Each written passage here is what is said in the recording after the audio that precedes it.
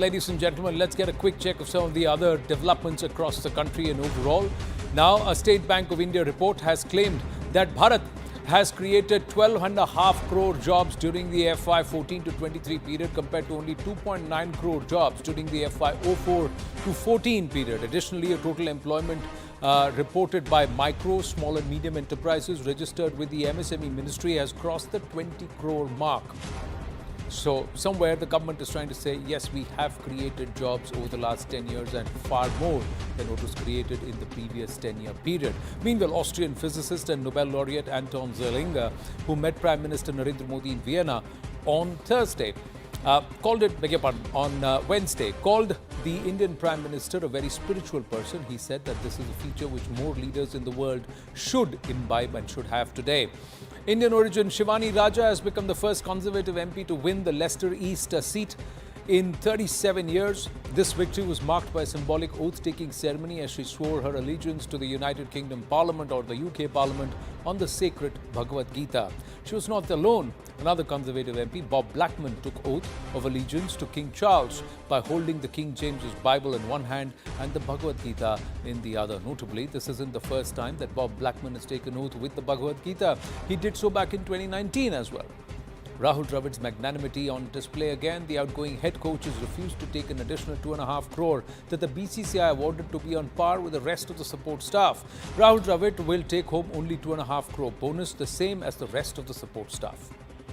And first up on this edition of The Right Stand, we've just got news coming through in a landmark order closer home at the Jammu and Kashmir High Court.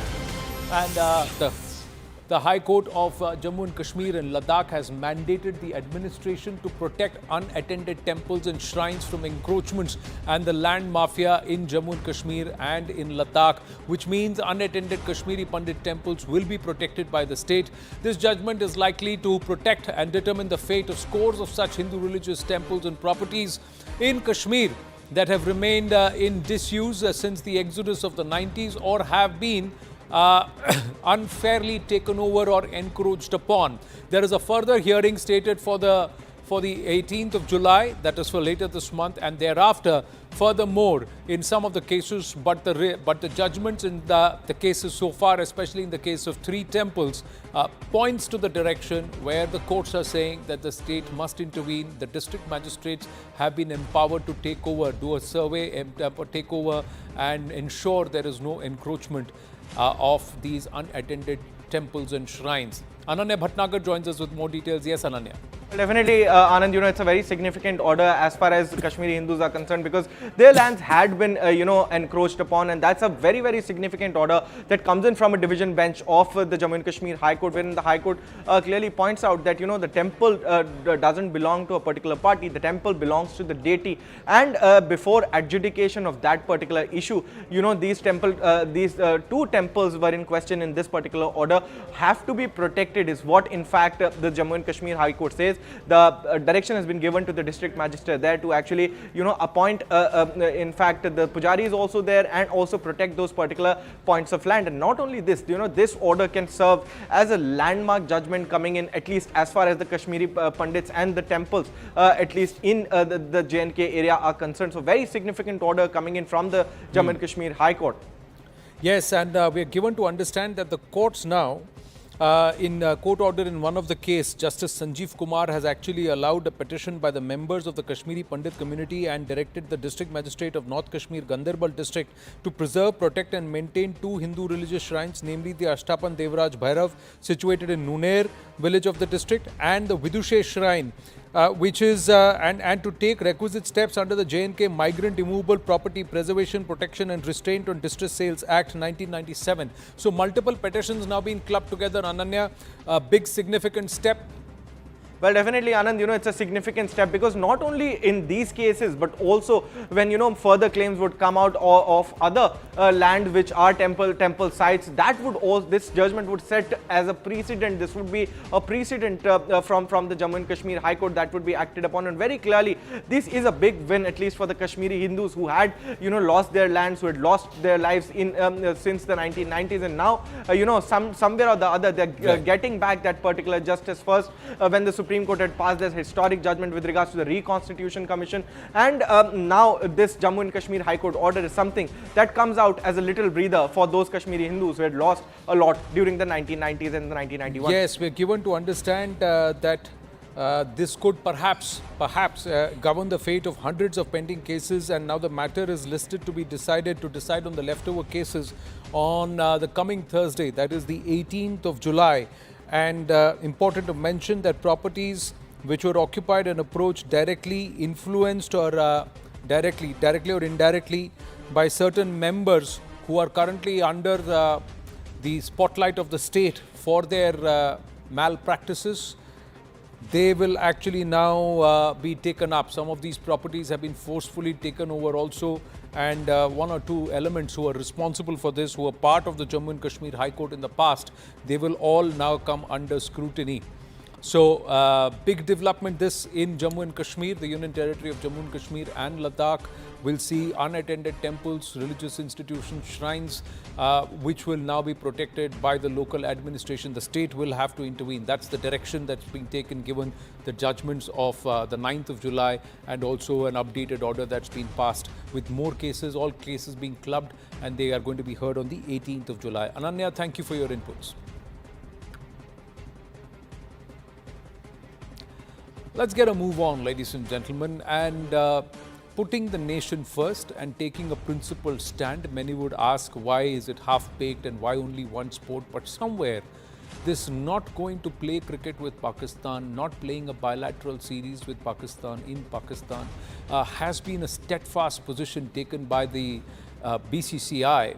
Pakistan and its proxies not only bleeding Bharat by pushing terror unabated across the border into Jammu and Kashmir, but more importantly, despite playing at a multilateral platform, despite the Pakistan team visiting Bharat for the World Cup last year, towards the end of last year, and playing Pakistan at T20 World Cup on international soil, Bharat has been very, very clear that we will not travel to Pakistan and play any cricket in Pakistan.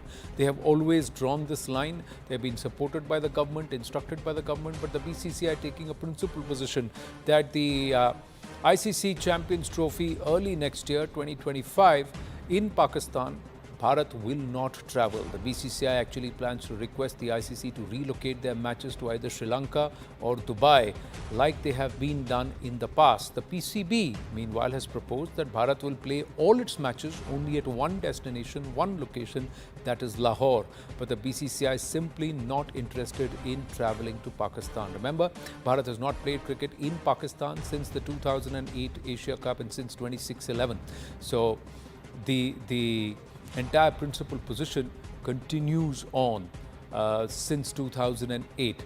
The last bilateral series between the arch rivals was played in Bharat between in December 2012 to 2013, and since then their encounters have been limited to only ICC tournaments and the Asia Cup. So Pakistan travelling to India has also has been discouraged. No bilateral series with Pakistan has been encouraged by the BCCI.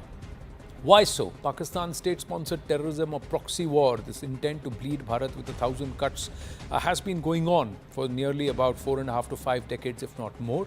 In the recent past, we've seen Bharat taking a much more stronger position, especially when it comes to playing the sport, cricket. We've played multiple other disciplines, multiple other sports, but the amount of money riding, ladies and gentlemen, that is key, and that's where it perhaps hurts. We'll come to that in a bit. 1993 Mumbai Blast. Bharat waits till 1997 to play an ODI series in Pakistan. 2001 Parliament attack. Bharat tours Pakistan for a full test series only in 2004. But even in 2004, there was a series of bomb blasts in Bharat around that time. Pakistan tours India in 2005. India tours Pakistan again in 2006. But all this Aman Ki Asha exactly yields nothing but the 26/11 Mumbai attacks, and Bharat called off this proposed series in Pakistan in 2009 soon after. Bharat and Pakistan clashed in the World Cup semi-final in Mohali in 2011. 2016 Pathankot and Uri attacks happen, and Bharat and Pakistan face over the Asia Cup in Dubai. Pak visits India for the ICC T20 World Cup. in 2019 and the Pulwama attacks happened. BCCI urges ICC to sever ties with terror states. Pak cricketers' photos were removed from the Mohali stadium. A lot that has transpired, and even now, ladies and gentlemen, just about a few days after Bharat has won the T20 World Cup, Bharat and Pakistan have played each other. We've had a series of terror attacks in the Jammu region of Jammu and Kashmir. Meanwhile, Pakistan's economy currently in doldrums, and perhaps the only way, the only stick that Bharat has decided would be the economic one. Big bucks for Pakistan come from Bharat-Pakistan cricket. The PCB, its coffers are running dry. The entire bunch of selectors have been sacked yet again. They don't have any organization as far as cricket is concerned. Ramiz Raja's efforts also put paid that and all his braggadocio coming to a naught. Meanwhile, how much Pakistan could lose considering Bharat is refusing to play? PCB has lost $47.22 million due to the scrapping of the series in 2009. Back into that was the money riding then. Imagine what's the money riding now, at least about 15 years later. Here's what at stake for the Champions Trophy at Pakistan. At the very least, they would have to break a hit of at least 17 billion rupees that they are spending on the upgradation of the 3 stadiums across the country. But if one was to make a few estimates, Pakistan could lose $1.1 million at gate money collections alone, since Bharat has decided to skip the travel to Pakistan. Now, is this right? Is this wrong? Is this enough? Or is there a way beyond this? If you ask the Fauji would turn around and say, count the number of bullets, and as many number of bullets, 10 times that refuse to play, have any truck with Pakistan at all, because that's how they need to be taught a lesson.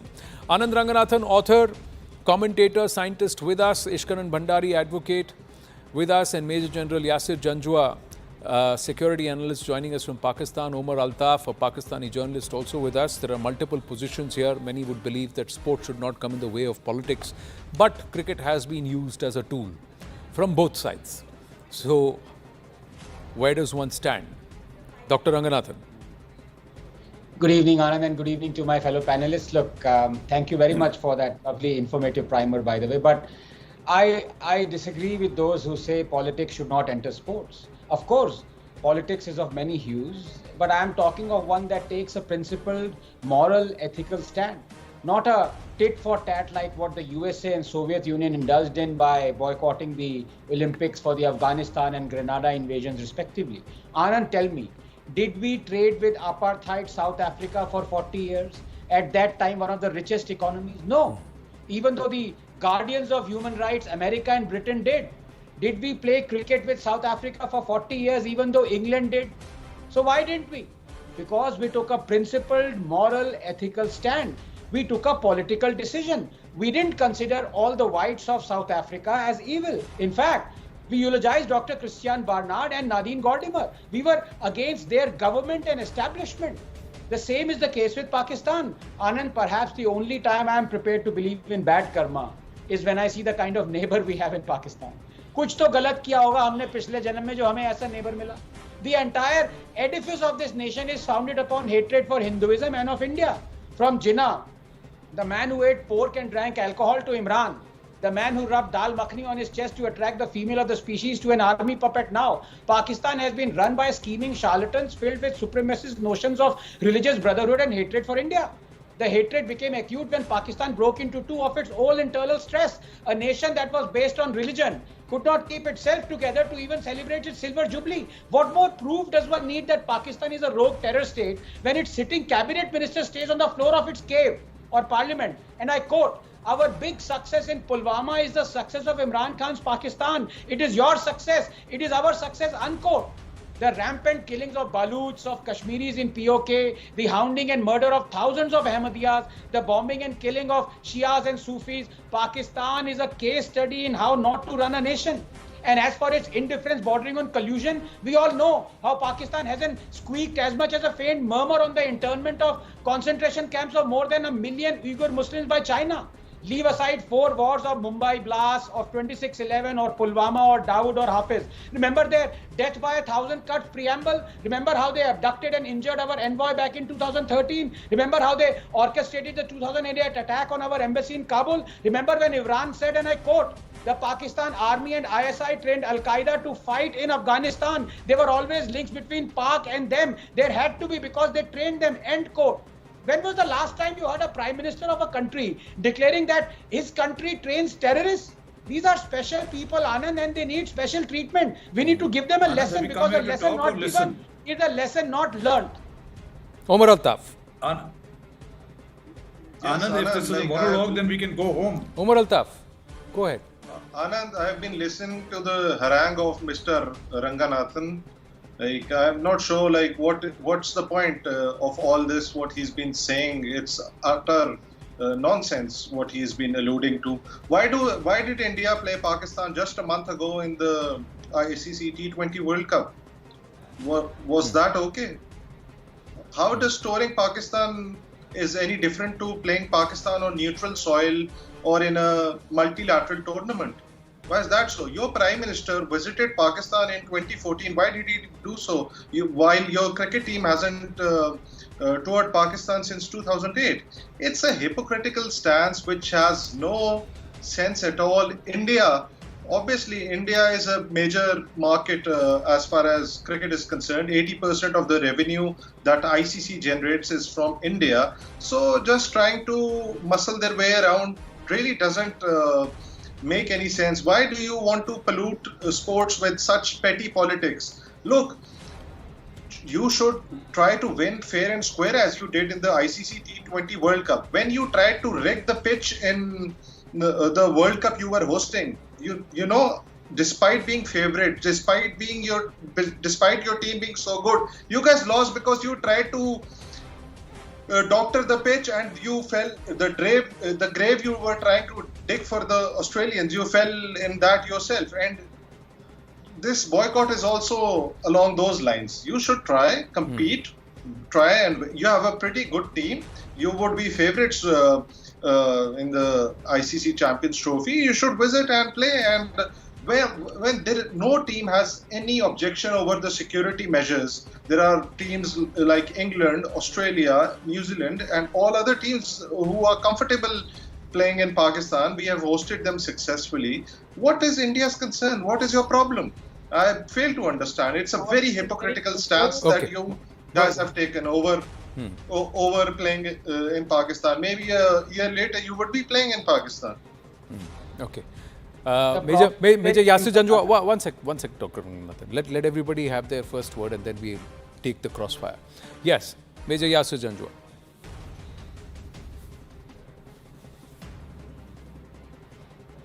Can you hear me, sir? Major Janjua, can you hear me?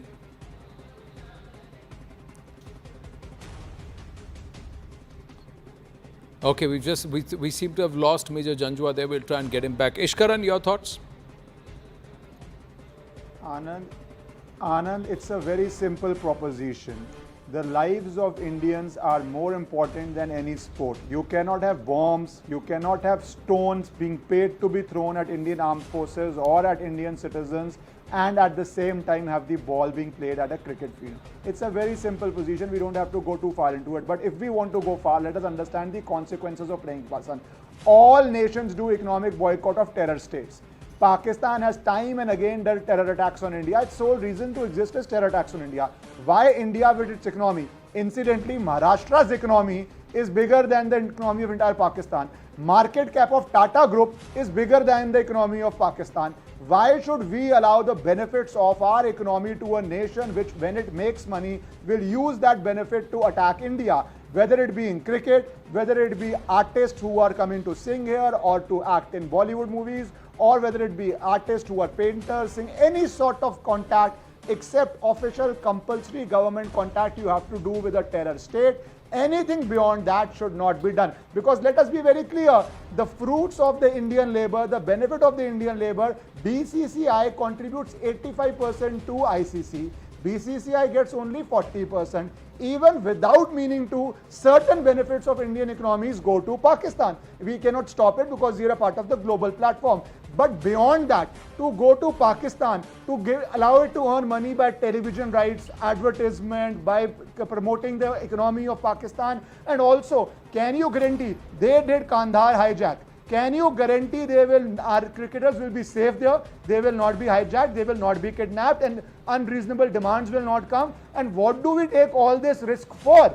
To enable a terror state to make money. So it's not a very complicated thing. It is not about boycotting. It is something to be very clear that a state which is going to sponsor terrorism, it has to be prevented at every stage, at each stage, and we will not risk our lives to legitimize a terror state beyond absolute minimum government contact necessary. I think that position has been going on, luckily since UPA era, and it should continue in this era also.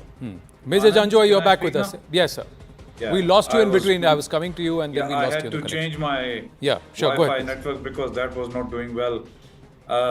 Thank you very much for inviting me and letting me speak now.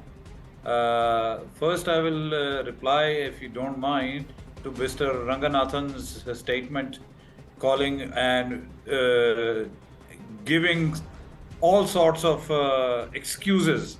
But I have to be very humbly reminding him that your sitting Prime Minister has openly confessed his involvement in Mukti Bahani in the 1971 debacle. And Anand, that 1,000 cuts mention that you were making, that unfortunately was a statement by the Indians, by the Hindus for Pakistan. And the reality is that for last 76 years, and actually on the day the two countries were partitioned, you did not accept Pakistan, and ever since then, India has been trying to dismember Pakistan. It lost 2 wars, and then finally it conspired. I will let you, please give me the amount of time that you spoke. I will not even take that long, No. but I just have to give you what you've been saying. I just have to give you your own story back to you. So your Prime Minister being the biggest terrorist. Now, chor machaye shor wali baat hai. Terrorism is what you've done to us, and you're calling us terrorists. I fail to understand, which is why I must tell you this thing. The whole world knows. I don't need to sit here and convince you that the attack on the Sri Lankan team in Lahore, who was behind it? It is clear evidence that is available. The APS attack in Peshawar, where those innocent children were killed, there is established evidence. The dossier was given to United Nations. Who was behind it? So the terrorists are calling us the terrorists. And listen, if you think you want to damage Pakistani economy by not giving the revenue by playing cricket with Pakistan, who's waiting for you? Who's dying to play with you? Okay, one second. Let him speak. Just relax, don't play. We are not begging you.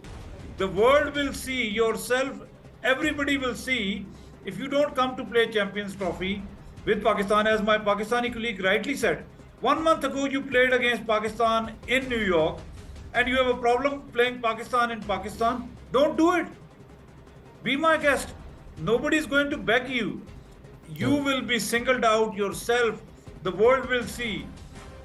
Politics and games should be kept aside.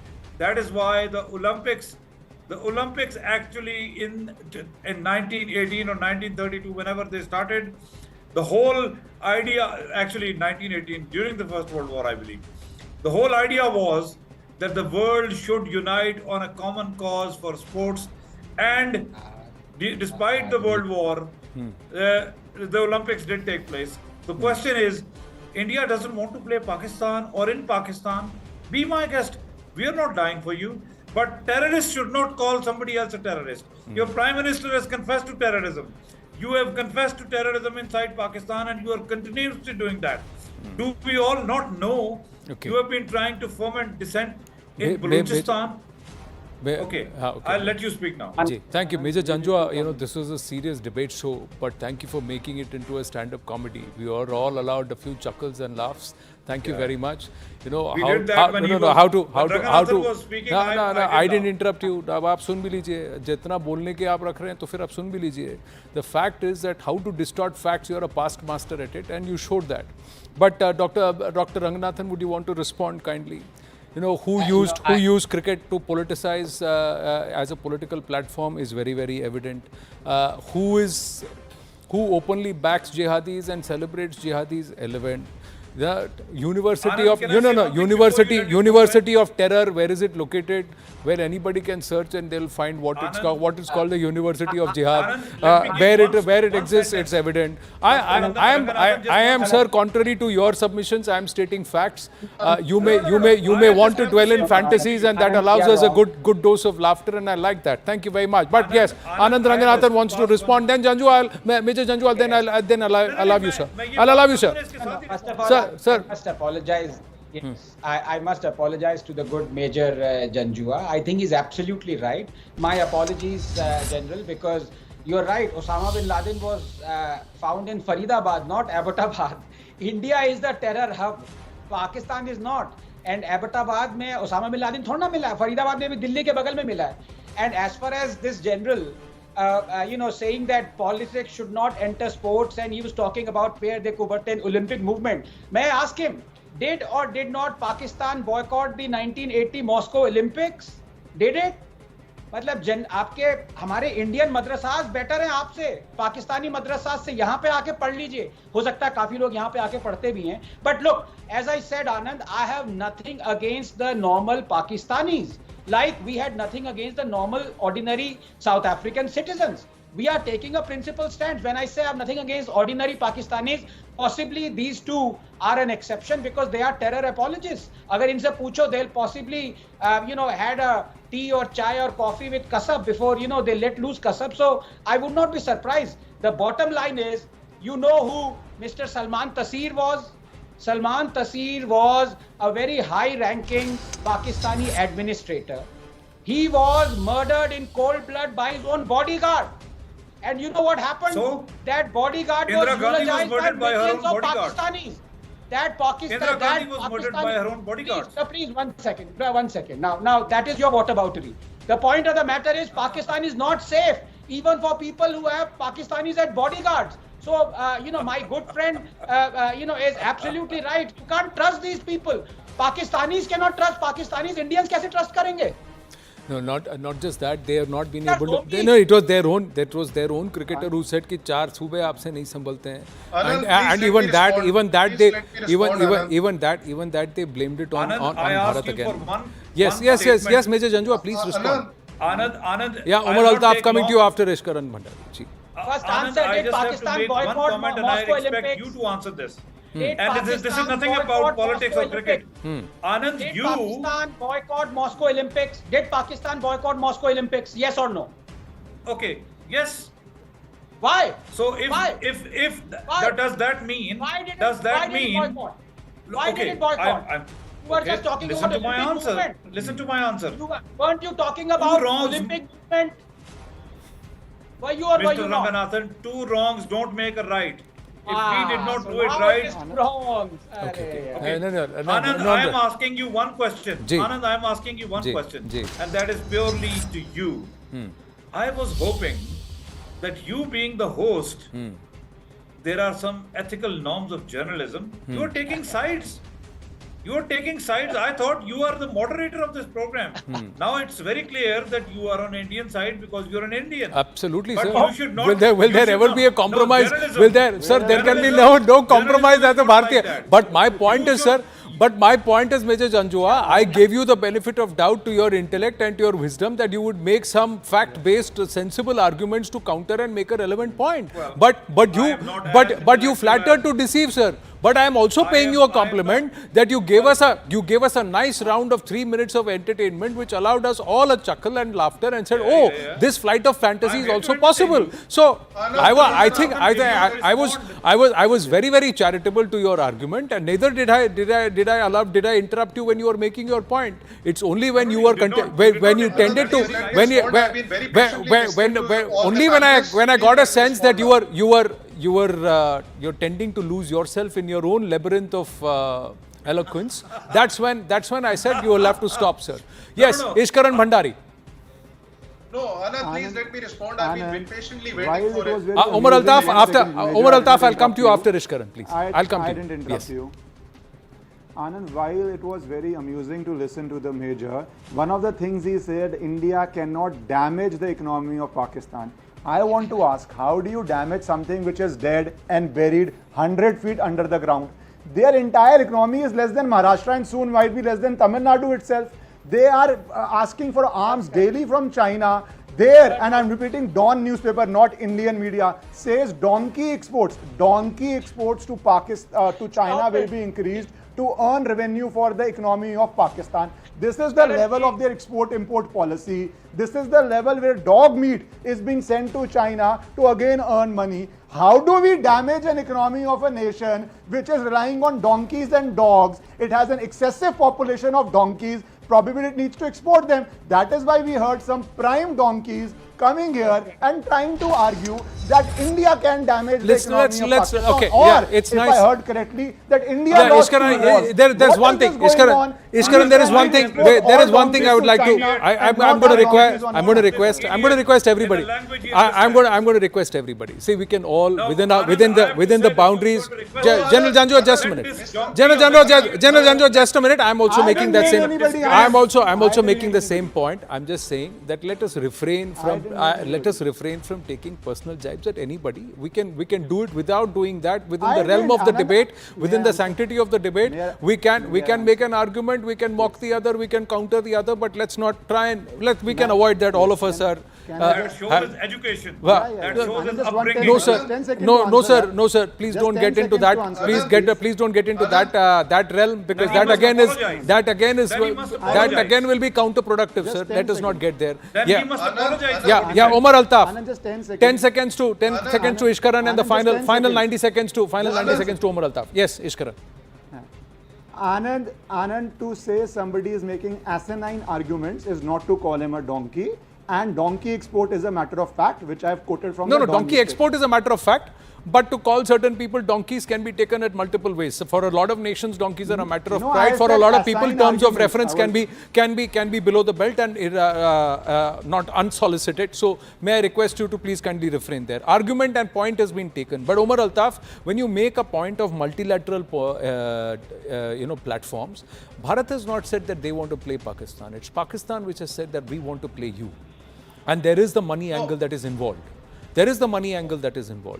If Bharat, there is a clear money angle, and it is largely limited. It is largely limited only to cricket, because Neeraj Chopra continues to teach the Pakistani javelin thrower, and he continues to say learn from Neeraj Chopra, and he continues to do that, and he continues to trump him and continues to win gold for Bharat. So that's happening. Our volleyball team continues to thump the Pakistani team, but they continue to engage. Our taekwondo team continues to thump the Pakistani, but they continue to engage at all. But sir, when it comes to cricket, it's economics, sir, and the economics is hurting Pakistan.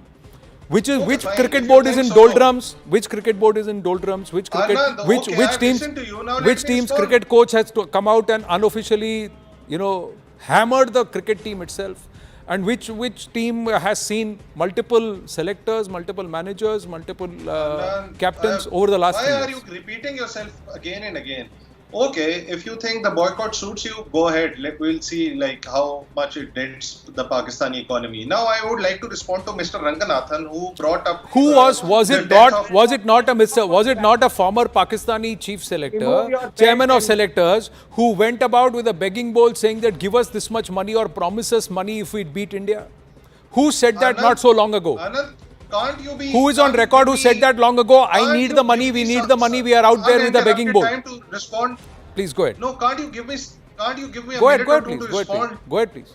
Mr. Ranganathan brought up about the killing of... Mr. Ranganathan, please be quiet.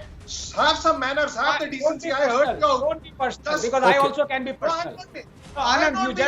No, he's not being personal. He's not being personal. He just wants to make his point. Allow him his 90 seconds, please. Yeah.